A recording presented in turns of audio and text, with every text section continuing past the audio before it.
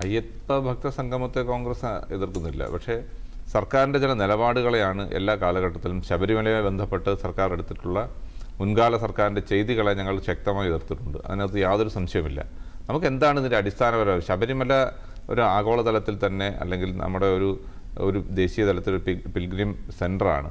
വളരെയധികം ഭക്തർ സീസണിൽ അവിടെ ആരാധിക്കാൻ വരുന്നുണ്ട്. കേരളത്തിൻ്റെ ജനസംഖ്യയോളം ഒപ്പമുള്ള ആളുകൾ ശബരിമലയിൽ എത്തുന്ന ഒരു സാഹചര്യമുണ്ടായിരുന്നു. അവിടെ എന്താണ് ശബരിമലയിൽ സംഭവിച്ചത്?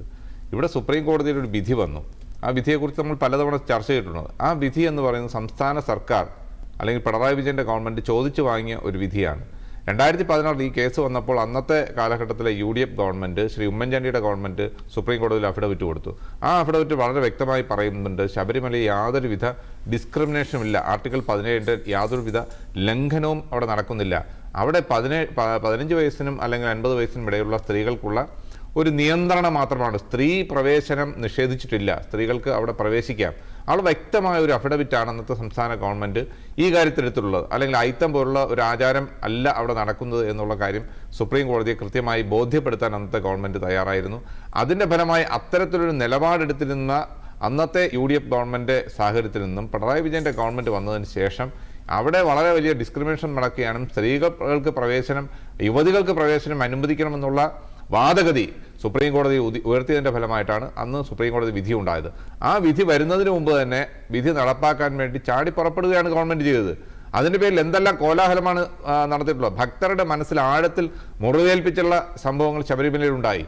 അവിടെ ഒരു കലാപ ഭൂമിയാക്കി ആ ഗവൺമെൻറ് മാറ്റി. അതോടൊപ്പം തന്നെ സംഘപരിവാർ സംഘടനകളടക്കമുള്ളവർ ചേർന്നതോടുകൂടി അവിടെ ഒരു രാഷ്ട്രീയ മുതലെടുപ്പിന് വേണ്ടിയുള്ള വലിയ ശ്രമം ഉണ്ടായി. അതിൻ്റെ ഫലമായി അടുത്ത് ഗവൺമെൻറ് ചെയ്തിട്ടുള്ളത് വനിതാ മതിൽ സൃഷ്ടിച്ചു. അതല്ലെങ്കിൽ മറ്റ് പരിപാടികളുമായി ഗവൺമെൻറ് മുന്നോട്ട് പോയി. അവിടെ യുവതീ പ്രവേശനം നടത്തിയേ തീരൂ എന്നുള്ള വാശിയോടുകൂടി പോലീസിൻ്റെ സഹായത്തോടുകൂടി ഭക്തരല്ലാത്ത യുവതികളെ അവിടെ പ്രവേശിപ്പിക്കുന്നതടക്കമുള്ള കാര്യങ്ങൾ നമ്മൾ കണ്ടതാണ്. അപ്പോൾ ഈ സുപ്രീം കോടതി വിധി വന്നപ്പോൾ ഇതേ നിലപാട് തന്നെയാണ് ഇപ്പോൾ CPM-നുള്ള അല്ലെങ്കിൽ അന്നത്തെ ഗവൺമെൻറ്റിനുള്ള അതേ നിലപാട് തന്നെയാണ് RSS-നുണ്ടായിരുന്നത്, സംഘപരിവാറിനുണ്ടായത്.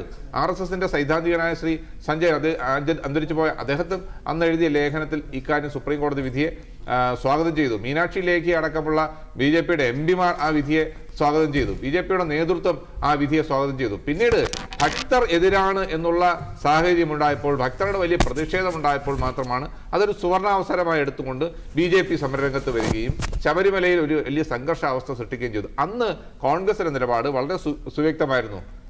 ഭക്തരുടെ വിശ്വാസപരമായ ആചാരപരമായ കാര്യങ്ങൾ അനാവശ്യമായി ഗവൺമെൻറ് ഇടപെടരുത്. ആ കാര്യത്തിൽ വ്യക്തത വേണം. അവിടെ ഉമ്മൻചാണ്ടിയുടെ ഗവൺമെൻറ് കാലഘട്ടത്തിൽ കൊടുത്തിട്ടുള്ള സുപ്രീം കോടതി കൊടുത്തിട്ടുള്ള അഫിഡവിറ്റ് ഉണ്ട്. ആ അഫിഡവിറ്റിൽ പറയുന്ന രീതിയിലുള്ള കാര്യങ്ങൾ നടപ്പാക്കണമെന്നുള്ള കോൺഗ്രസിന്റെ ശക്തമായ നിലപാട്, അവിടെ അന്നത്തെ യുവതീ പ്രവേശനത്തെ കോൺഗ്രസ് വ്യക്തമായി എതിർത്തിരുന്നു. ആ നിലപാട് ഇന്നും സർക്കാർ മാറ്റാൻ തയ്യാറായിട്ടുണ്ടോ എന്നുള്ളതാണ് പ്രസക്തമായ ചോദ്യം. അതിൻ്റെ പേരിൽ നിരവധി ആളുകൾക്കെതിരെ കേസെടുത്തിട്ടുണ്ട്. ഭക്തരടക്കമുള്ള അതല്ലെങ്കിൽ NSS അടക്കമുള്ള സംഘടനകൾ അന്ന് സമരരംഗത്തുണ്ടായിരുന്നു.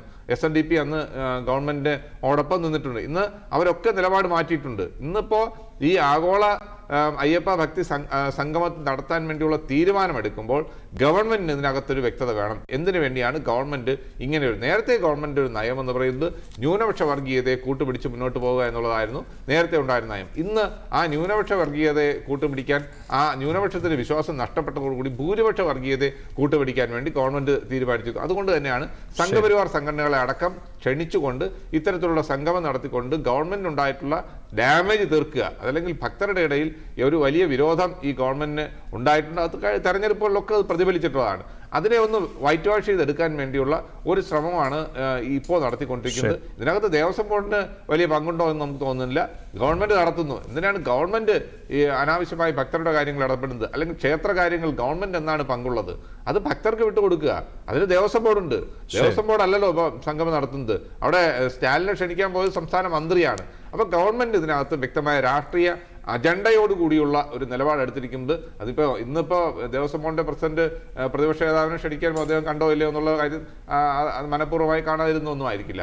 പക്ഷേ എന്തിനു വേണ്ടിയാണ് ഗവൺമെന്റ് ഇത്തരത്തിലൊരു കാര്യം എടുക്കുമ്പോൾ അതിന്റെ സംഘാടക സമിതിയിൽ പ്രതിപക്ഷ നേതാവിനെ ഉൾപ്പെടുത്താൻ തീരുമാനിക്കുമ്പോൾ അദ്ദേഹത്തോട് ആലോചിക്കണ്ടേ?